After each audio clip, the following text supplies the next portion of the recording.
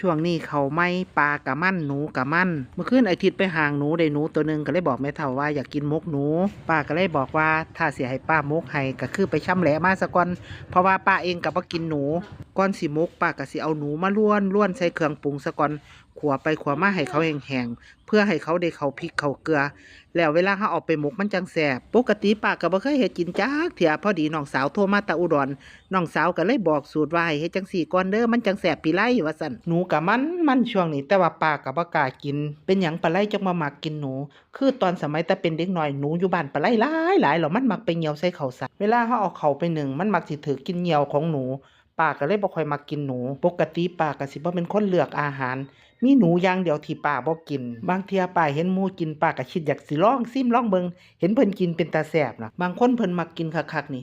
ตัวละแพงปานใดเพิ่นก็ยอมซื้อขอให้เป็นหนูนาหนูธรรมชาติที่ป้าล้วนอยู่นี่ตัวเดียวเด้ค่ะพี่น้องตัวบักใหญ่มันซะแล้วล้วนได้ทีแล้วป้าก็สิเอาไปเทใส่โคกแล้วก็สิไปตำใส่ผักแล้วก็ปรุงอีกเทื่อนึงป้าจังสิหมกตอนแรกว่าสิหมกใส่หยวกพอดีก็เลยเปลี่ยนใจหมกใส่ผักซี่ดีกว่าพอดีเฮาสิจงหยวกไปทำหมกใส่กิปมพอดีลูกสาวไปตลาดท่าเรือเมื่อวานก็เลยซื้อกิปมมาฝากแม่มื้อนี้เจริญอาหารแท้เพราะว่ามีแต่อาหารอีสานของแท้เลยบางคนเพิ่นมักเพิ่นเห็นเพิ่นก็สิน้ำลายไหล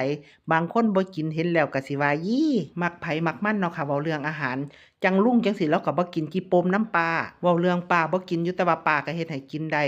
นี่ล่ะค่ะป้าก็สิเอามาปรุงซะก่อนให้มันเข้าเครื่องกันอีกรอบนึงเฮาก็จังสิเอาไปหมกเพื่อความแซ่บความนัวลูกหามาให้แล้วแม่ก็สิฟ้าวเฮ็ดใส่แรงใส่ง่ายเพราะว่าอาหารสดๆคันเฮาเฮ็ดพร้อมเวลากินมันก็แซ่บอีกอย่างนึงก็ประหยัดเงินซื้อกับข้าวนำตองของเฮาก็บ่เหี่ยวเลยมื้อนี้เพราะว่าบ่มีแดดเลยก็ต้องเอามาลนไฟซะก่อนจังสิหมกได้หมกใหญ่ๆไปเลยบ่ต้องเฮ็ดหมกน้อยกินคนละหมกอิ่มไปเลยผักก็บ่ค่อยหลายส่วนมากสิมีแต่เนื้อหมกหนูตัวนี้ป้าเฮ็ดได้5หมกเพราะว่าเฮาบ่ใส่ผักหลายลูกเขยบ่มักกินผักมื้อนี้เฮาสิหมกเตาถ่านเฮาสิบ่หมกเตาแก๊ส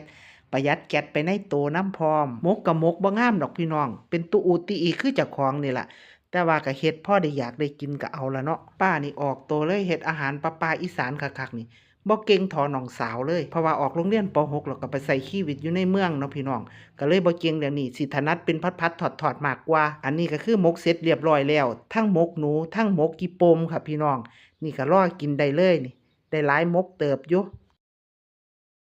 นี่จ้าหมกสุกเรียบร้อยแล้วบัดนี้เฮาสิมาซิมเบิ่งรสชาติเป็นจังได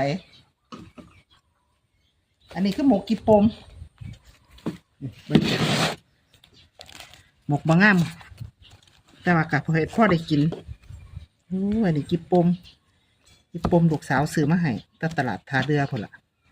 ซิมเบิ่งกันนะ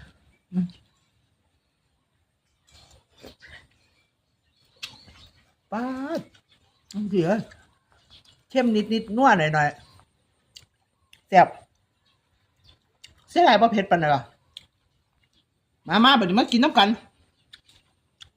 สมกับอยากเนาะหมกกี่ปมใส่หมูใส่หยวกกล้วย